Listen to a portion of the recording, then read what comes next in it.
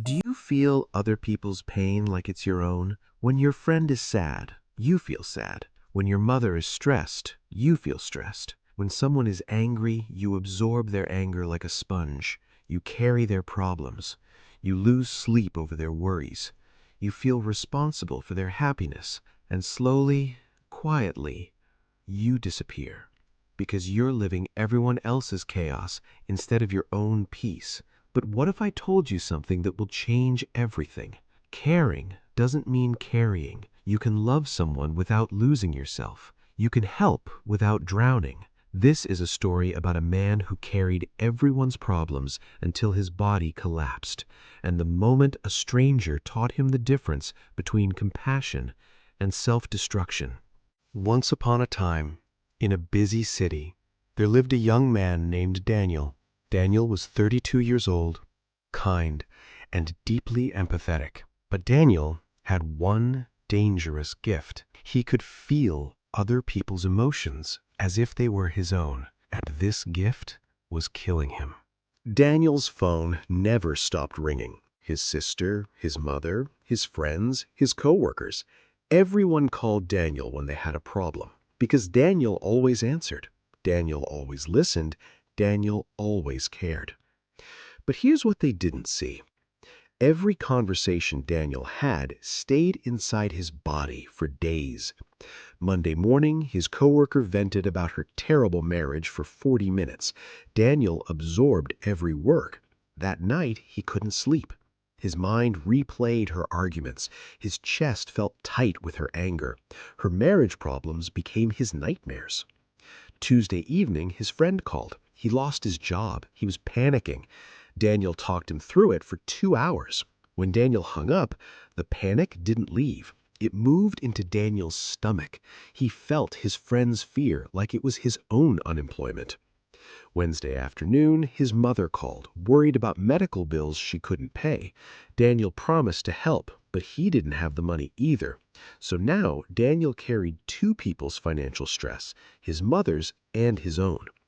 Thursday night, his sister called, crying again. Her marriage was ending. She needed someone to listen. Daniel listened for the 5th time that week. When he finally hung up at midnight, he felt her heartbreak sitting on his chest like a stone. Friday came. Daniel woke up exhausted. He hadn't slept properly in months. His body ached. His mind raced, but none of the thoughts were his own. Every worry belonged to someone else. Every stress came from someone else's life. Every emotion was absorbed from someone else's pain. Daniel looked in the mirror that Friday morning. His face was gray. His eyes were hollow. He looked 10 years older than he was, and he whispered to his reflection, "I don't even know what I'm feeling anymore. Is any of this mine?" That Friday afternoon at work, Daniel's body gave him an answer he couldn't ignore. He was sitting at his desk, a normal day, a normal moment, and then his vision went dark. He collapsed. His coworkers screamed. Someone called an ambulance. Daniel woke up on the floor, surrounded by faces staring down at him. The paramedics came. They checked his heart. Normal. They checked his blood pressure. Normal. They ran tests at the hospital. Everything came back fine. But Daniel knew the truth. His body wasn't sick. His body had quit. It had been screaming at him for months. Stop. Stop carrying what isn't yours. Stop absorbing what you cannot hold. Stop drowning in other people's oceans. And Daniel hadn't listened, so his body made the decision for him. It shut down. The doctor stood beside Daniel's hospital bed and said something that changed everything. Physically, you're fine, but your nervous system is completely overloaded. You're carrying stress that doesn't belong to you. Your body can't tell the difference between your problems and theirs. So it's treating everything like a threat. You're in survival mode, constantly. The doctor paused. Then he said, "If you don't learn to put down what isn't yours, your body will shut down permanently next time." Daniel stared at the white hospital ceiling, and for the first time in years, he cried, not for anyone else, for himself. The hospital referred Daniel to a therapist. Her name was Dr. Lynn. Dr. Lynn was a woman in her 60s, with silver hair, calm eyes, and a voice that felt like stillness. Her office was quiet, simple. A desk, 2 chairs, a small plant on the windowsill. Daniel sat across from her and felt something he hadn't felt in years. Silence. No phones ringing, no one needing him, just quiet. Dr. Lynn didn't speak immediately. She just sat, watching him, waiting. Finally, Daniel broke. The whole story poured out. The calls, the problems, the emotions he absorbed, the sleepless nights, the collapse. When he finished, Dr. Lynn asked one question. Right now, in this moment, what are you feeling? Daniel closed his eyes. He scanned his body. His chest felt tight. His stomach felt heavy. His shoulders ached. Anxious, he said. Stressed.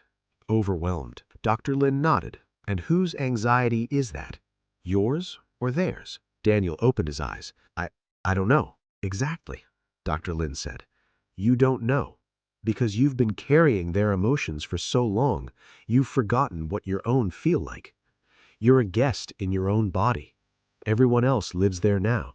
Daniel felt something crack open in his chest. Dr. Lynn leaned forward. Let me ask you something. If your sister called you right now crying, what would you do? I'd answer. I'd listen. I'd help. And after the call, where does her pain go? Daniel hesitated.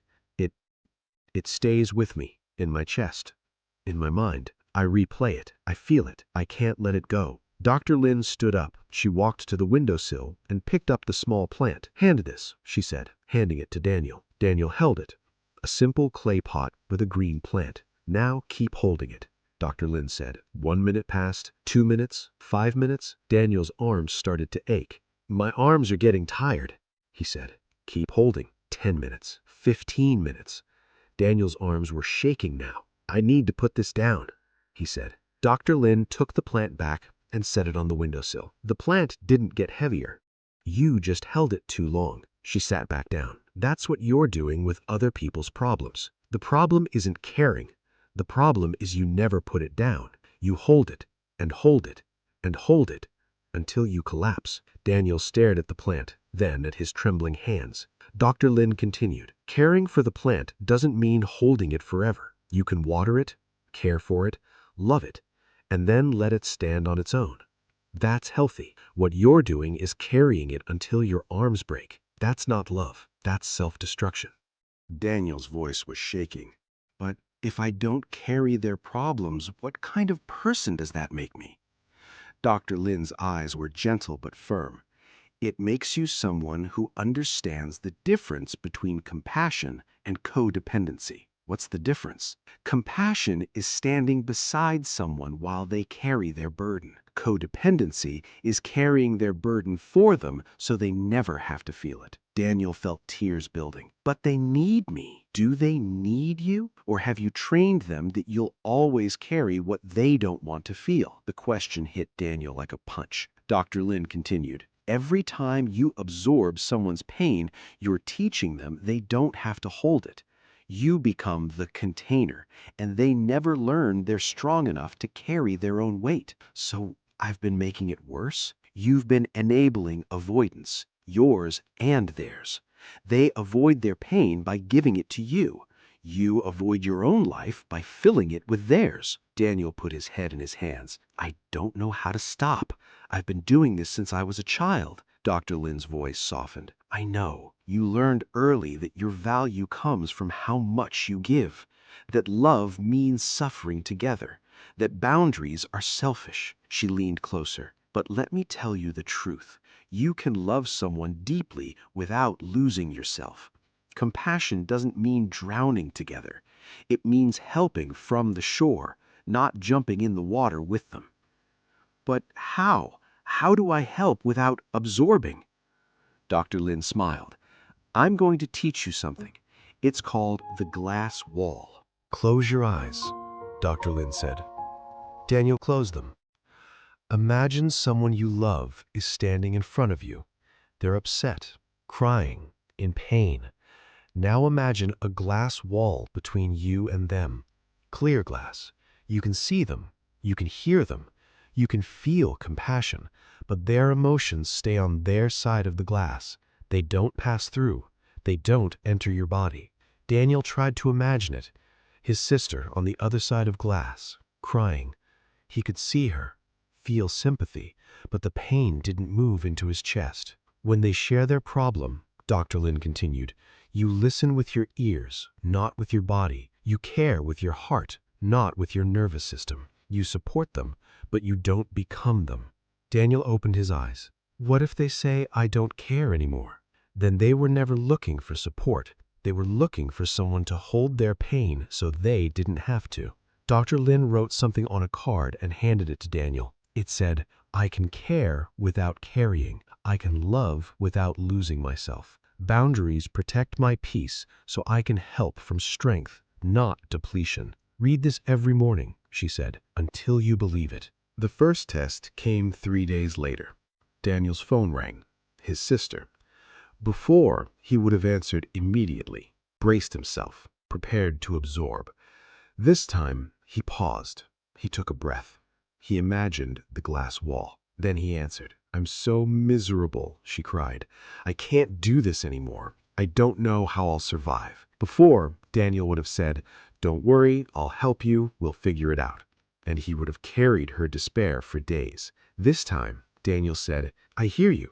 That sounds really hard. What do you think you need to do? Silence. His sister wasn't used to that response. I don't know, she said. I trust you'll figure it out, Daniel said gently. You're stronger than you think. I'm here if you need to talk, but I believe in you. After the call ended, Daniel sat still, waiting for the usual collapse, the absorption, the sleepless night replaying her pain. But it didn't come. He had listened.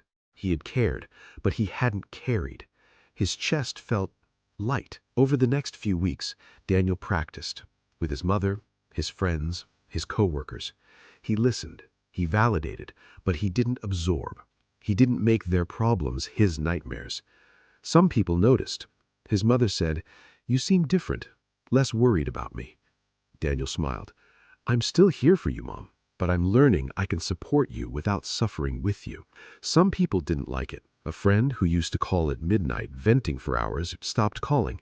He wanted someone to dump on, not someone with boundaries. And Daniel realized the people who left when he set boundaries weren't there for him. They were there for what he gave. The people who truly loved him respected his peace.